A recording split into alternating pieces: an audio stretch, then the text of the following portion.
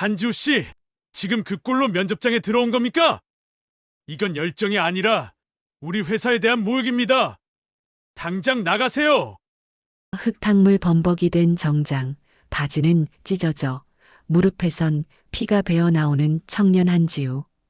그는 오늘 인생의 마지막 기회였던 대우건설 최종 면접장에서 벌레 취급을 받으며 쫓겨날 위기에 처했습니다. 폭설 속에서 미끄러지는 폐지 할머니의 리어카를 몸으로 막아내느라 정장은 넝마가 되었고 고졸 출신인 그에게 쏟아지는 건 동료 지원자 강준혁의 비웃음뿐이었죠. 하지만 그 순간 주머니에서 떨어진 낡은 은가락지 하나가 면접장 바닥을 굴렀습니다. 이를 본 대한민국 10대 재벌 최대호 회장이 사색이 되어 달려나오더니 수천억 자산가의 체면도 잊은 채 바닥에 무릎을 꿇고 오열하기 시작했습니다. 누님, 40년을 그렇게 찾아 헤맸는데 이제야 찾았어. 도대체 40년 전 이들에겐 어떤 비밀이 숨겨져 있었던 걸까요? 오늘 한 청년의 무모한 선행이 불러온 전율 돋는 반전 실화를 들려드립니다. 사연 시작 전 구독과 좋아요를 눌러주시면 여러분의 인생에도 예기치 못한 기적이 찾아올 것입니다. 서울에 50년 만에 기록적인 폭설이 내린 새벽. 관악구의 비좁은 고시원 방에서 28살 청년 지우는 입김을 뱉으며 일어났습니다. 보일러가 끊긴 지 일주일째 얼음장 같은 물로 세수를 하며 지우는 이를 악물었습니다. 오늘은 그의 인생을 바꿀 대우건설 최종 면접 날입니다. 지우가 신성하게 꺼내든 것은 작년에 돌아가신 어머니가 마지막으로 사주신 검은색 정장이었습니다. 식당 일을 하며 홀로 지우를 키우던 어머니는 수천만 원의 병원비 빚만 남긴 채 세상을 떠나셨습니다. 엄마, 오늘만 버티게 해줘. 합격해서 엄마 유골함 좋은 곳으로 옮겨드려야지. 방을 나서려는 지우를 고시원 관리인이 가로막았습니다. 지우 씨, 벌써 월세 3개월 밀렸어. 오늘 저녁 6시까지 입금 안 되면 짐 다 복도로 뺀다. 본사 지침이야. 지우는 비참함에 고개를 숙였습니다. 가방 속엔 병원비 독촉장과 국민연금 체납 고지서가 가득했습니다. 면접장으로 향하는 길은 엎친데 덮친 격으로 지옥이었습니다. 폭설로 지하철과 버스가 모두 멈춰섰고 지우는 구두를 신은 채 이 시간 거리를 뛰기 시작했습니다. 그때였습니다. 가파른 언덕길 위에서 육중한 리어카 한 대가 빙판에 미끄러져 내려오기 시작했습니다. 폐지가 산더미처럼 쌓인 리어카 뒤에는 낡은 털모자를 쓴 할머니 한 분이 비명을 지르고 있었습니다. 그대로 두면 언덕 아래 횡단보도의 사람들을 덮칠 위기. 시계를 보니 면접까지 단 20분. 여기서 멈추면 지우의 인생은 끝입니다. 하지만 지우는 망설이지 않았습니다. 할머니, 피하세요. 지우는 리어카 뒤쪽으로 몸을 던졌습니다. 쾅! 하는 둔탁한 소리와 함께 지우의 어깨가 으스러질 듯한 통증이 밀려왔습니다. 구두굽이 부러지고 무릎을 꿇은 채 눈바닥을 긁으며 리어카를 버텼습니다. 정장은 모서리에 찢겨나갔고 지나가던 고급 세단 한 대가 지우를 스쳐 지나며 흙탕물을 끼얹었습니다. 차 안에는 지우의 라이벌이자 회장의 조카인 금수저 강준혁이 타고 있었습니다. 준혁은 운전기사에게 말했습니다. 시간 없어. 그냥 가 저런 꼴로 면접장에 오진 않겠지. 흙탕물에 범벅이 된 지우는 할머니를 구한 뒤 다시 뛰었습니다. 찢어진 정장 사이로 피가 배어 나왔지만 그는 포기할 수 없었습니다.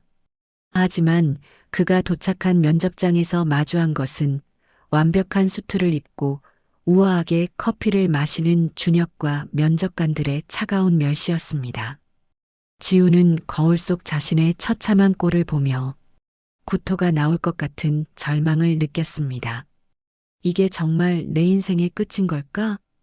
대호건설 본사 로비에 들어선 지우의 모습은 그야말로 처참했습니다.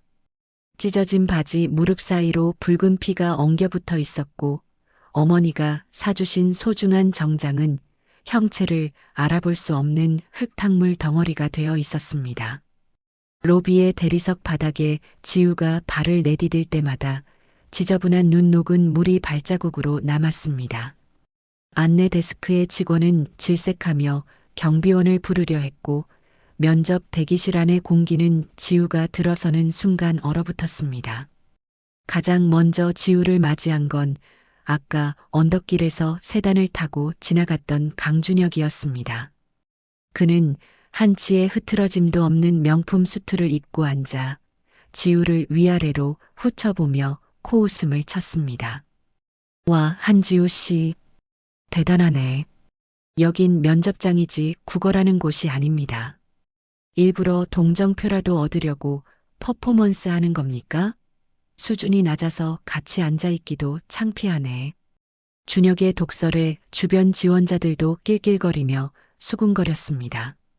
지우는 고개를 숙인 채 화장실로 들어가 필사적으로 옷을 닦아냈습니다. 하지만 젖은 천은 닦을수록 얼룩이 번졌고 찢어진 무릎은 옷핀으로 고정해도 자꾸만 벌어졌습니다. 그때 지우의 핸드폰이 진동했습니다. 고시원 관리인의 문자였습니다. 지우 씨, 미안하게 됐어. 방금 본사 팀장들이 와서 체납자 짐 다 뺐네. 복도에 뒀으니 면접 끝나고 가져가. 지우의 심장이 바닥으로 떨어지는 것 같았습니다. 면접을 보기도 전에 집을 잃었습니다. 그 순간 지우의 눈에 보자기 하나가 들어왔습니다. 아까 언덕길에서 할머니가 내 전 재산 같은 부적이야. 꼭 합격할 걸세라며 억지로 주머니에 쑤셔 넣었던 것입니다. 지우는 허탈하게 웃었습니다. 부적이라니. 할머니, 제 인생은 부적 따위로 고쳐질 수준이 아닌 것 같아요. 강준영님, 한지우님 면접실로 입장해 주세요. 직원의 호출에 지우는 절뚝거리는 다리를 이끌고 면접실로 향했습니다. 면접실 안에는 5명의 면접관이 앉아 있었고 상석에는 최대호 회장이 무표정한 얼굴로 앉아 있었습니다. 지우가 들어서자마자 인사팀장은 서류를 집어 던지며 소리쳤습니다. 이게 무슨 몰상식한 짓입니까? 한지우 씨, 여기가 어디라고 그런 거렁뱅이 꼴로 들어와요? 당신 우리 회사 공고 읽긴 했어? 건설업의 기본은 신뢰와 규율입니다. 옷 하나 관리 못하는 인간이 무슨 수천억 현장을 관리해? 당장 나가세요. 팀장의 호통에 준혁은 승리의 미소를 지었습니다.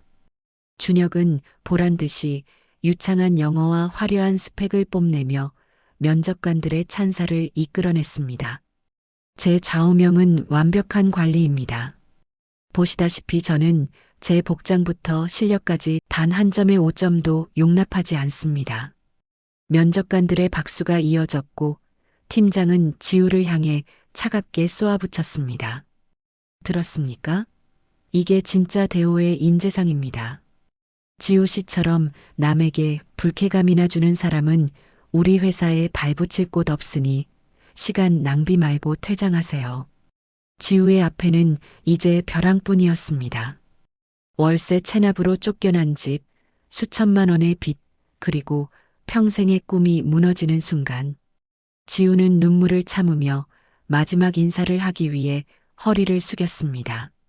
바로 그 순간 주머니 속의 보자기가 바닥으로 미끄러져 떨어졌고 그 안에서 낡고 빛바랜 은가락지 하나가 맑은 소리를 내며 최대호 회장의 발밑까지 굴러갔습니다. 정적이 흐르는 면접장 바닥을 굴러온 낡은 은가락지가 최대호 회장의 구두 끝에 멈춰 섰습니다. 인사팀장은 지우를 향해 눈을 부라리며 마지막 독설을 퍼부었습니다. 이제는 쓰레기까지 흘리고 다니는군요. 한지우 씨, 당신은 우리 회사 역사상 최악의 지원자입니다. 경비원 부르기 전에 당장. 하지만 인사팀장의 말은 끝을 맺지 못했습니다. 무표정하게 앉아있던 최대호 회장이 마치 감전된 사람처럼 몸을 떨더니 자리에서 벌떡 일어났기 때문입니다. 회장은 홀린 듯 바닥에 가락지를 집어들었습니다. 수천억 자산가의 손이 나뭇잎처럼 흔들리고 있었습니다. 회장은 안경을 벗고 가락지 안쪽을 살폈습니다. 그곳엔 세월에 닳아 거의 보이지 않는 글씨 수니맨드 대오가 새겨져 있었습니다. 이게 왜 자네 주머니에서 나와? 말해. 이거 어디서 났어? 회장의 포효에 면접관들은 사색이 되었습니다. 지우는 당황하며 떨리는 목소리로 답했습니다. 아침에 언덕길에서 폐지 리어카를 막아드렸는데 그 할머니께서 고맙다며 억지로 주신 물건입니다. 저는 그저 돌려드릴 시간이 없어서. 회장은 그 자리에서 털썩 무릎을 꿇었습니다. 억대 몸값의 명품 수트가 바닥에 지저분한 물기를 머금었지만 회장은 아랑곳하지 않고 가락지를 가슴에 품은 채 짐승 같은 울음을 터뜨렸습니다. 누님, 수님 누님, 드디어 40년 만에. 면접장은 충격에 휩싸였습니다. 승리를 확신하던 강준혁의 얼굴은 하얗게 질렸고 지우를 비난하던 인사팀장은 입을 벌린 채 얼어붙었습니다. 회장은 지우의 흑투성이 손을 꽉 잡았습니다. 지우 씨, 그 할머니 지금 어디 계셔? 당장 안내해. 당장? 회장은 면접관들을 향해 돌아보지도 않은 채 지우를 이끌고 밖으로 나갔습니다. 폭설을 뚫고 회장의 전용차가 지우가 말한 골목길로 향했습니다. 차 안에서 회장은 40년 전의 이야기를 오열하며 털어놓았습니다. 고아나 다름없던 어린 대호가 시장 바닥에서 굶어 죽어갈 때 자기 밥을 덜어먹이고 노란 봉투에 은가락지를 쥐어주며 대호야, 넌 크게 될 놈이야. 공부해서 성공해라라며 서울로 등을 떠밀었던 백반집 수님 누나의 이야기를 말입니다. 차가 멈춰선 곳은 어느 낡은 고물상 앞이었습니다. 그곳엔 아침보다 더 수척해진 모습으로 리어카에 쌓인 눈을 털고 있는 수님 할머니가 있었습니다. 차에서 내린 회장은 눈밭을 기어가듯 달려가 할머니의 발치에 엎드려 통곡했습니다. 누님, 나 대호예요. 누님이 살려준 그 대호라고요. 할머니는 떨리는 손으로 회장의 젖은 얼굴을 만졌습니다. 대호? 정말 대호냐? 살아서 이렇게 훌륭한 사람이 되어서 돌아왔구나. 두 사람의 재회를 뒤에서 지켜보던 지우는 깨달았습니다. 자신이 막은 것은 고작 폐지 리어카가 아니라 끊어질 뻔한 두 사람의 생명선이었다는 것을요. 하지만 기적은 여기서 끝이 아니었습니다. 회장은 할머니를 차에 태운 뒤 지우를 돌아보며 서늘한 목소리로 물었습니다. 지우 씨, 아까 언덕에서 지우 씨를 스쳐 지나가며 흙탕물을 튀긴 차, 그 차 번호 기억하나? 내 조카 준혁이의 차였지? 지우는 아무 말도 못했습니다. 회장의 눈에는 분노와 함께 지우를 향한 경외심이 교차하고 있었습니다. 수님 할머니를 차에 태운 최대호 회장의 눈빛은 다시 면접장으로 돌아왔을 때 얼음처럼 차갑게 식어 있었습니다. 회장은 면접실로 지우를 대동한 채 다시 입장했습니다. 그곳엔 여전히 영문을 모른 채 안절부절 못하던 강준혁과 면접관들이 서 있었습니다. 준혁은 지우의 찢어진 옷을 보며 다시 한번 비아냥거렸습니다. 삼촌, 아니 회장님, 저런 운 좋은 거지를 수석으로 뽑으실 건 아니죠? 저 가락지는 우연일 뿐입니다. 건설은 실력이. 입 다물어라, 준혁아. 회장의 낮은 목소리가 면접장을 울렸습니다. 회장은 책상 위에 지우의 이력서를 탁 내려놓으며 면접관들을 향해 폭탄 같은 발언을 던졌습니다. 사실 오늘 면접은 내가 매년 신입사원 최종 면접 때마다 진행하는 비밀 시험이었다. 회사 앞 언덕 빙판길에 일부러 리어카 사고를 연출해 두었지. 위기의 순간 우리 대호건설의 인재들이 어떤 선택을 하는지 지켜보기 위해서였다. 지우와 준혁 그리고 면접관들의 눈이 동시에 커졌습니다. 회장은 준혁을 똑바로 응시하며 말을 이었습니다. 지난 5년 동안 그 언덕을 지난 지원자가 130명이 넘는다. 하지만 흙탕물을 뒤집어 쓰면서까지 몸을 던진 사람은 단 한 명, 한지우 씨뿐이었어.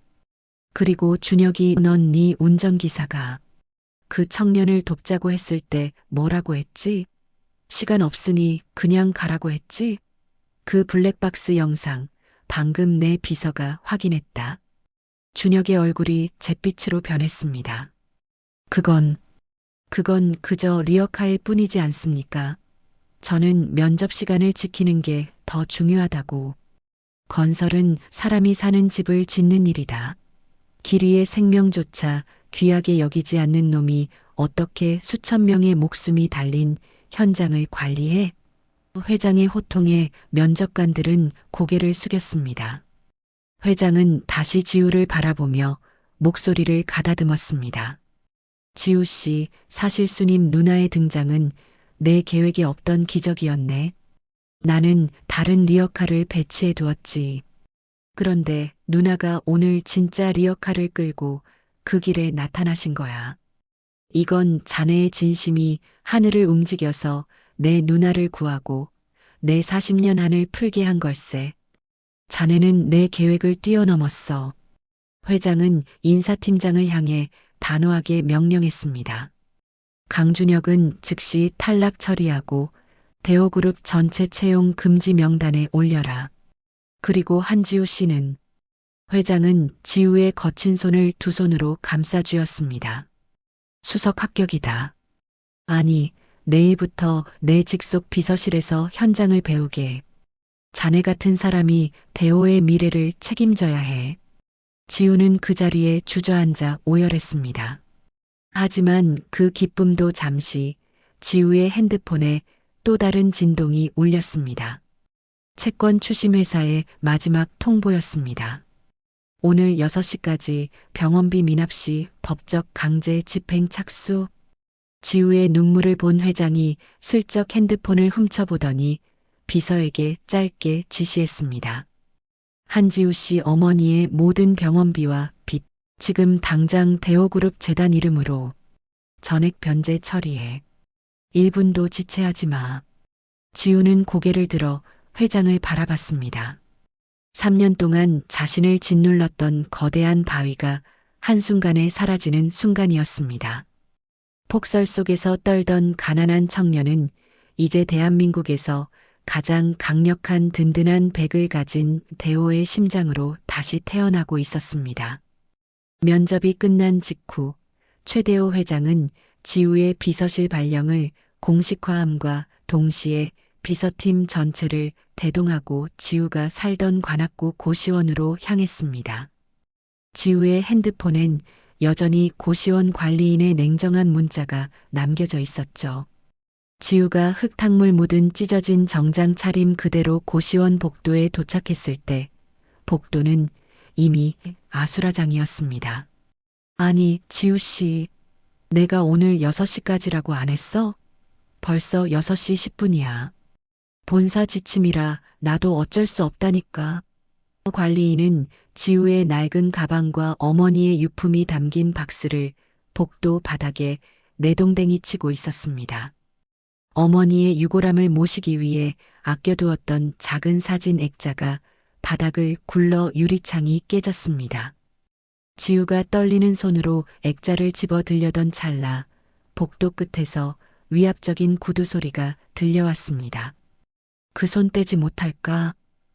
최대호 회장의 불호령에 관리인이 펄쩍 뛰며 뒤를 돌아봤습니다. 검은 정장을 입은 비서진 수십 명과 그 뒤로 위엄있게 걸어오는 최대호 회장을 본 관리인은 입을 다물지 못했습니다. 아니, 이분들이 누구시길래? 회장은 대답 대신 비서에게 눈짓했습니다. 비서는 서류 가방에서 서류 한 장을 꺼내 관리인의 가슴팍에 내밀었습니다. 이 건물 방금 대호재단에서 매입했습니다. 당신은 지금 해고됐으니 당장 나가세요. 그리고 우리 직원의 소중한 유품을 훼손한 죄, 법무팀에서 엄중히 물을 겁니다. 지우는 멍하니 서 있었습니다. 불과 1시간 전까지만 해도 쫓겨나던 반지하 취준생이었던 자신이 이제는 이 건물의 주인이 된 회장의 호의를 받고 있었습니다. 회장은 바닥에 떨어진 지우의 어머니 사진을 직접 닦아 지우에게 건넸습니다. 지우 씨, 이제 이런 곳에서 고생할 필요 없네. 자네 어머니는 오늘부터 대한민국에서 가장 공기 좋은 추모공원에 모실 걸세.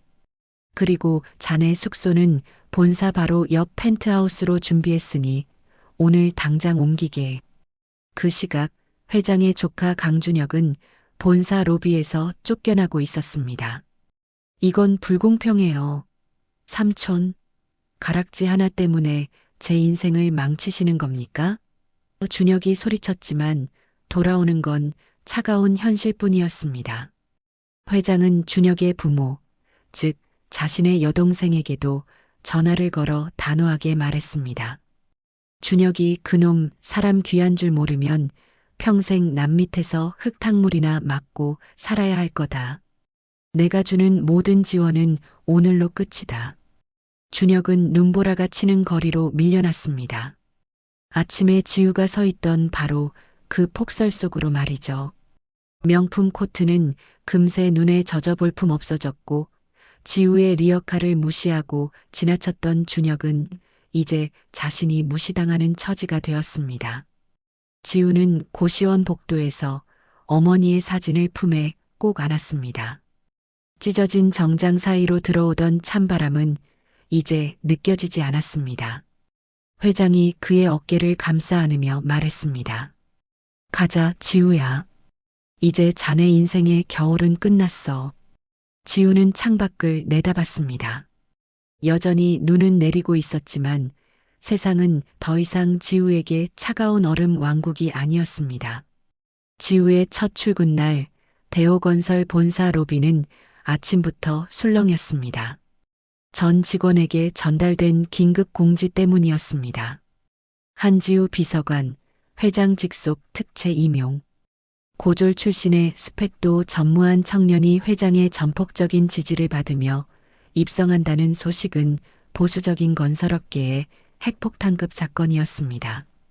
검은색 고급 관용차에서 내린 지우는 여전히 1년 전 그날 찢어지고 흙탕물 묻은 정장을 입고 있었습니다. 지우는 회장에게 말했습니다. 회장님, 저는 오늘 이 옷을 입고 출근하고 싶습니다. 제가 왜 이 자리에 있는지, 그리고 제가 잊지 말아야 할 것이 무엇인지 스스로 새기기 위해서입니다. 회장은 만족스러운 듯 지우의 어깨를 두드렸습니다.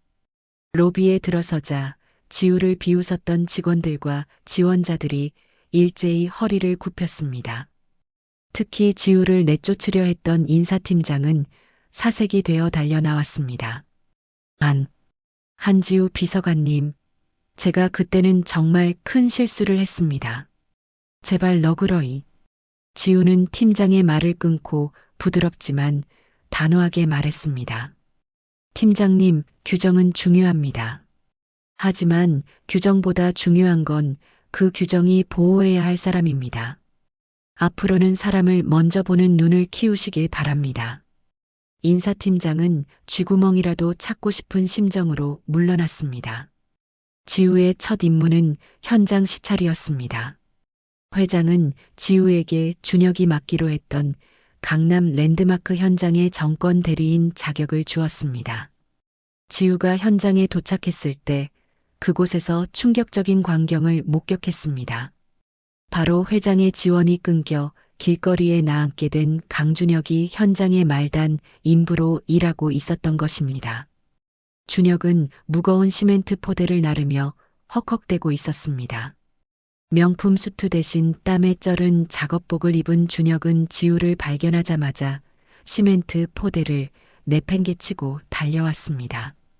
한지호, 너, 내가 어떻게 여기에 삼촌한테 뭐라고 꼬드긴 거야? 지우는 준혁의 눈을 똑바로 응시했습니다. 준혁의 구두는 지우가 1년 전 신었던 그 신발처럼 흙탕물에 엉망이 되어 있었습니다. 지우는 조용히 입을 열었습니다. 준혁 씨, 1년 전 리어카가 미끄러질 때 당신이 한 말 기억합니까? 시간 없으니 그냥 가라고 했죠. 지금 당신이 나르는 그 시멘트 하나가 누군가의 집이 되고 누군가의 안전이 됩니다. 사람을 무시하는 당신은 그 시멘트 포대 하나 들 자격도 없습니다. 준혁은 분노에 몸을 떨었지만 현장 소장이 달려와 준혁의 뒤통수를 갈겼습니다. 어디서 비서관님께 대들어. 당장 짐 싸서 나가. 준혁은 결국 자신이 그토록 무시했던 현장에서도 쫓겨나는 신세가 되었습니다. 그날 오후 지우는 회장과 함께 할머니를 모신 최고급 실버타운을 방문했습니다. 할머니는 이제 폐지 더미가 아닌 따뜻한 햇살 아래 앉아 있었습니다. 할머니는 지우의 찢어진 정장 소매를 어루만지며 말씀하셨습니다. 젊은이, 아니 지우야. 이 옷이 참 예쁘다. 세상에서 가장 귀한 비단보다 더 빛나는구나. 지우는 할머니의 손을 잡으며 결심했습니다. 이 찢어진 정장의 의미를 평생 가슴에 새기고 낮은 곳을 향하는 건설인이 되겠노라고. 그로부터 다시 1년의 시간이 흘렀습니다. 대호건설 본사 로비 중앙에는 기이한 전시물이 하나 생겼습니다. 바로 낡고 찢어진 검은 정장 한 벌이 고급 유리 케이스 안에 박제되어 전시된 것입니다. 그 아래에는 최대호 회장이 직접 쓴 문구가 새겨져 있었습니다. 우리 회사가 지어야 할 가장 튼튼한 기둥은 사람의 진심입니다. 지우는 이제 대호건설의 최연소 전략기획팀장이 되어 수천 명의 직원을 이끄는 리더로 성장했습니다. 지우의 삶만 변한 것이 아니었습니다. 지우와 최대호 회장은 할머니의 아들 민수의 이름을 딴 민수의 나눔 냉장고 프로젝트를 시작했습니다. 40년 전 수님 누나가 대호에게 밥 한 그릇을 내어주었듯 2년 전 민수가 어머니를 위해 사오려던 광어회의 온기를 이웃들과 나누기 위함이었죠.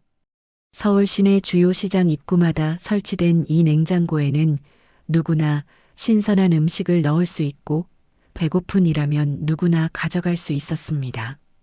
지우는 매주 토요일이면 정장을 벗어 던지고 앞치마를 두른 채 시장 냉장고를 점검하러 나갔습니다.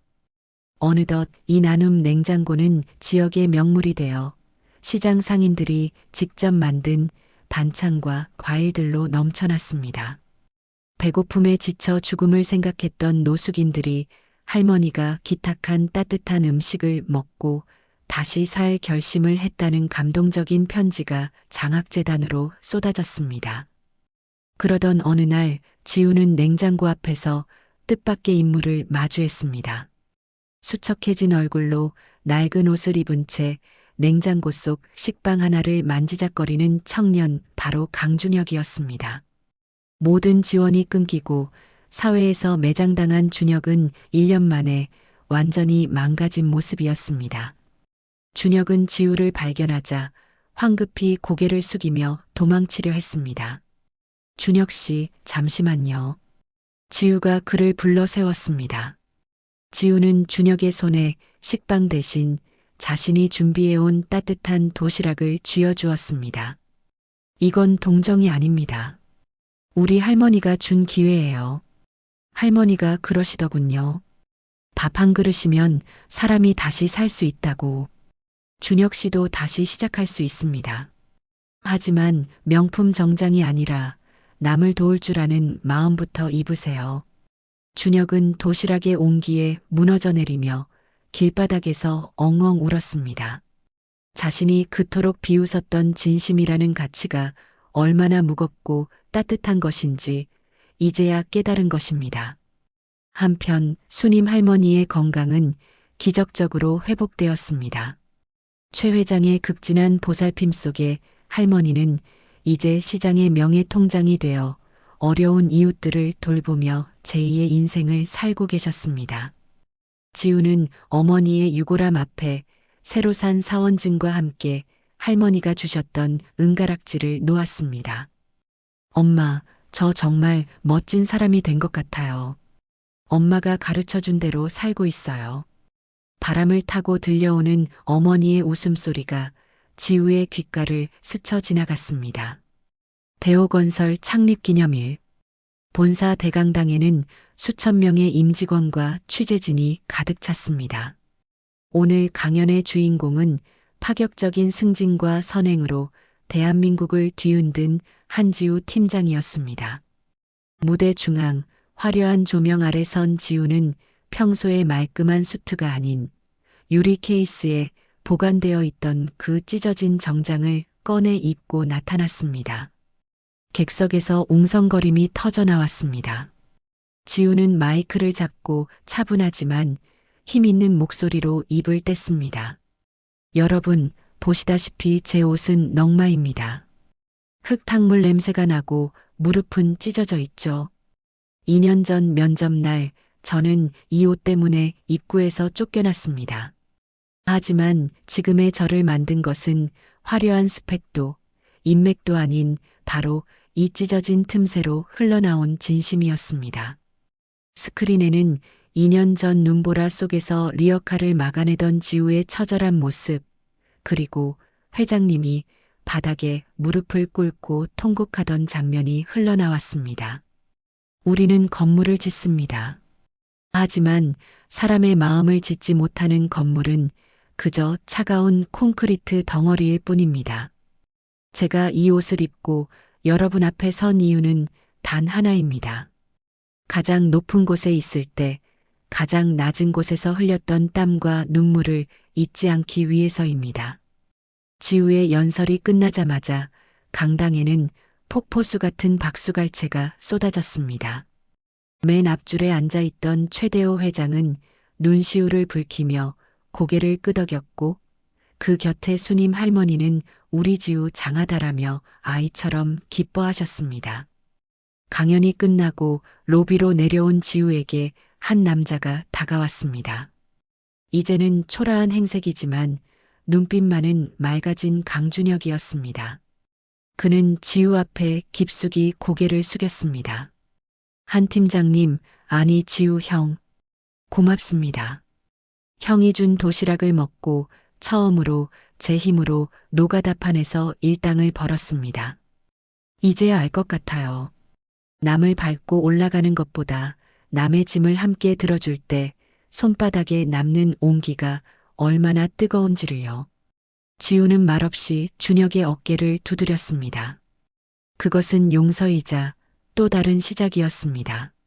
지우는 어머니가 계신 납골당으로 가서 유골함 앞에 은가락지를 다시 예쁘게 올려두었습니다. 그 곁에는 대호건설 수석 합격 증서와 할머니와 함께 찍은 환한 사진이 놓여 있습니다. 엄마, 이제 눈물 대신 웃음으로 엄마를 만나러 올게. 엄마 아들로 태어나서 정말 행복해. 서울 시내 곳곳에 설치된 민수의 나눔 냉장고.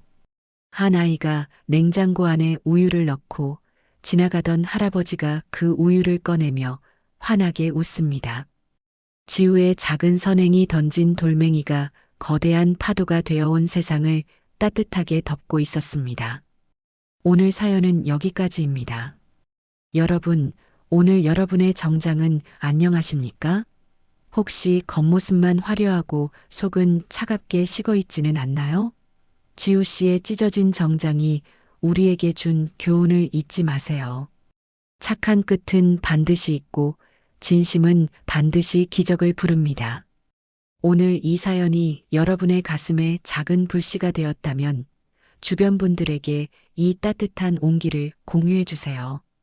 여러분의 공유 한 번이 또 다른 지우를 만듭니다. 시청해 주셔서 진심으로 감사합니다.